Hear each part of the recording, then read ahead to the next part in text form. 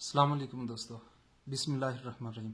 दोस्तों, अपने channel easy life पर आपको खुशामदीद कहते हैं। आज की वीडियो भी सोलर न्यूज़ सीरीज़ का एक हिस्सा है और आपको आगे बढ़ने से पहले बताता चलूँ कि पहली दफ़ा पाकिस्तान की रीन्यूएबल एनर्जी पॉलिसी, आप कह लें सोलर और विंड से जो एनर्जी बनती है उसके बारे में पॉलिसी पाकिस्तान की आ रही है।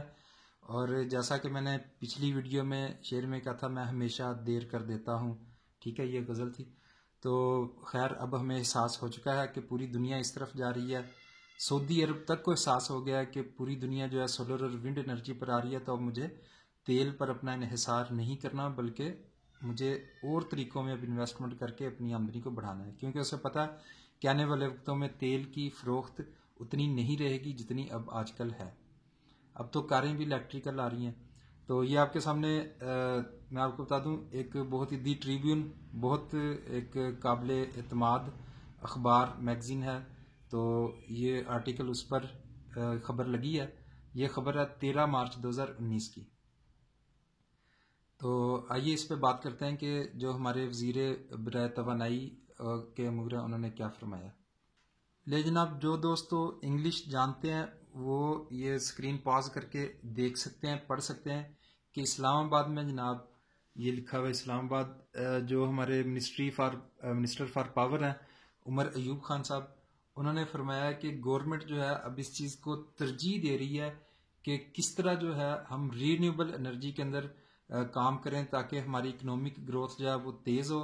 और इसीलिए हम अपनी एनर्जी पॉलिसी 2019 जो है वो नेक्स्ट मंथ में अनाउंस करने जा रहे हैं। तो दोस्तों, उम्मीद है जब गवर्नमेंट लेवल पर ये काम होगा तो इंशाल्लाह ताला अवाम के अंदर भी शऊर आएगा।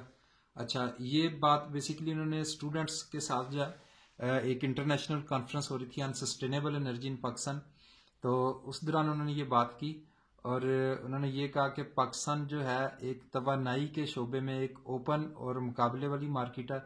यानी कि उन्होंने दूसरे मुल्कों को भी दावत दिया कि वो भी पाकिस्तान में इन्वेस्ट करें। और इसके अलावा उन्होंने उनका ये ख्याल था कि पाकिस्तान के साथ जो है तवानाई की के जो है वो शोबे में तिजारत की जाए, इन्वेस्टमेंट की जाए। और उन्होंने बताया कि इसमें बहुत अपॉर्चुनिटीज़ हैं। उन्होंने कहा कि सिर्फ पाकिस्तान की जो सिर्फ एनर्जी की मार्केट है उसमें तकरीबन $60 बिलियन जो है वो सिर्फ ट्रांसमिशन एंड डिस्ट्रीब्यूशन लाइंस में इन्वेस्टमेंट की गुंजाइश मौजूद है। और $40 बिलियन पोटेंशियल उन्होंने कहा है। और इसके अलावा उन्होंने कहा कि जी सऊदी अरेबिया जो है वो भी $14 बिलियन जो है वो एनर्जी सेक्टर के अंदर जो है आने वाले सालों के अंदर इन्वेस्ट करने जा रहा है। तो कहने मकसद आपने ये तीन फिगरें देखी, $60 बिलियन, $40 बिलियन, $14 बिलियन, यानी कि 14 बिलियन, 40 बिलियन और 60 बिलियन। ये सारी इन्वेस्टमेंट एनर्जी के शोबे में हो रही है। और इनमें से ज़्यादातर इन्वेस्टमेंट जो है वो हमारी ट्रांसमिशन लाइंस को बेहतर बनाने में और रीन्यूएबल एनर्जी के अंदर इन्वेस्टमेंट होगी। यानी कि सोलर कह लें, विंड एनर्जी कह लें या हाइड्रल कह लें, जो पानी से बनती है वो रीन्यूएबल होती है, उसके अंदर कोई माहौल को नुकसान नहीं पहुंचता। तो उम्मीद है दोस्तों, इस न्यूज़ का मकसद भी सिर्फ ये था कि हमें अब भी बहैसियत कौम कम अज़ कम हमें अब जो है एहसास हो जाना चाहिए कि हम अपने माहौल को कैसे बचाएं।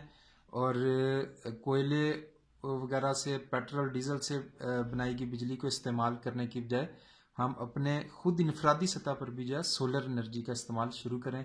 जहां पर विंड एनर्जी की गुंजाइश है वहां विंड एनर्जी करें। और अगर आप ज़्यादा पैसे खर्च सकते हैं तो नेट मीटरिंग करवा लें और गवर्नमेंट को अपनी बिजली बेचें और मुनाफा कमाएं।